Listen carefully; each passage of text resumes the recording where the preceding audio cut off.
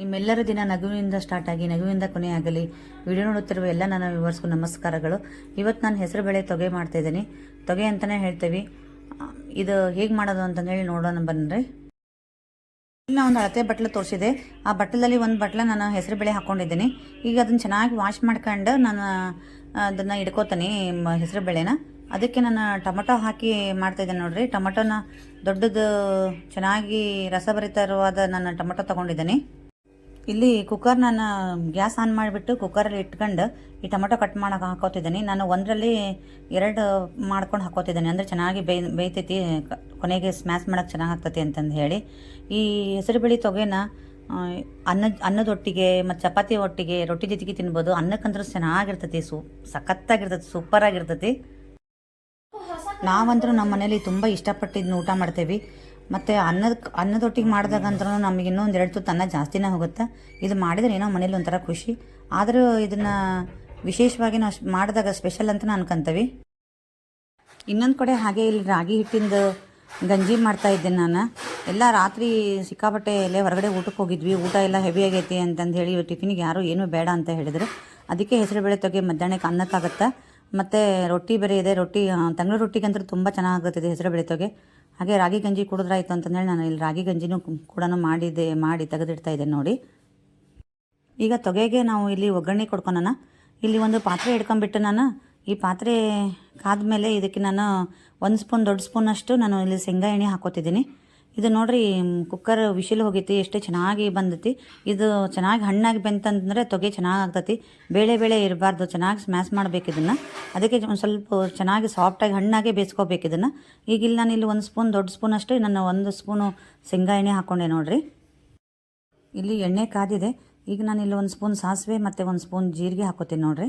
ಇದು ಜೀರಿಗೆ ಮತ್ತು ಸಾಸಿವೆ ಚಟಪಟ ಅಂದಮೇಲೆ ಇಲ್ಲಿ ನಾನು ತೊಗೆಗೆ ಒಂದು ಸ್ವಲ್ಪ ಬೆಳ್ಳುಳ್ಳಿನ ಕುಟ್ಟಿಬಿಟ್ಟು ಜಜ್ಜಿಬಿಟ್ಟು ಇಟ್ಕೊಂಡಿದ್ದೀನಿ ನಾನು. ಅಂದರೆ ಸಿಪ್ಪೆ ತೆಗೆದು. ಮತ್ತು ಹಾಗೆ ಒಣ ಮೆಣಸಿನ್ಕಾಯಿನ ಕಟ್ ಮಾಡಿ ಇಟ್ಕೊಂಡಿದ್ದೀನಿ ತುಂಡು ಮಾಡಿ.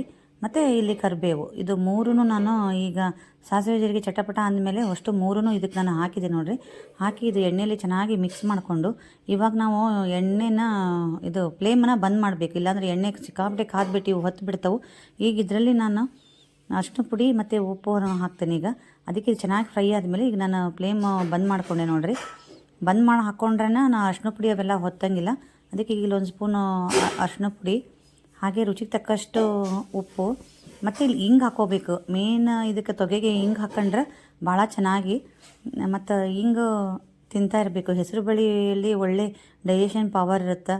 ಮತ್ತು ಚೆನ್ನಾಗಿ ಹೊಟ್ಟೆ ಕೆಟ್ಟರಿಗೆಲ್ಲ ನಾವು ಹೆಸರು ಬೇಳೆನ ಕೊಡೋದು. ಮತ್ತು ಆರಾಮಿಲ್ಲದರಿಗೆಲ್ಲ ಹೆಸರು ಬೇಳೆದು ಮಾಡಿ ಕೊಡ್ತಾರೆ. ಹಾಗಾಗಿ ಕೋಸಂಬರಿಲೆಲ್ಲ ಹೆಸರು ಬೇಳೆ ಯೂಸ್ ಮಾಡ್ತಾರೆ. ಇಲ್ಲಿ ನಾನು MTRದು ಹಿಂಗನ್ನು ಯೂಸ್ ಮಾಡ್ತಾಯಿದ್ದೀನಿ. ಹಿಂಗು ತಿನ್ನೋದ್ರಿಂದ ಹೊಟ್ಟೆಲಿ ಡೈಜೆಷನ್ ಪವರ್ ಎಲ್ಲ ಜಾಸ್ತಿ ಆಗ್ತೈತಿ. ಮತ್ತು ಡೈಜೆಷನ್ ಆಗಿಲ್ಲ ಅಂತಂದರೆ ಅವರಿಗೆಲ್ಲ ಹಿಂಗು ಮಜ್ಜಿಗೆಲೆಲ್ಲ ಹಿಂಗೆ ಹಾಕೊಂಡು ಊಟ ಮಾಡೋದು, ಈ ಥರ ಎಲ್ಲ ಸಾಂಬಾರಲ್ಲಿ ಹಿಂಗೆ ಹಾಕೊಂಡು ಉಣ್ಣೋದ್ರಿಂದ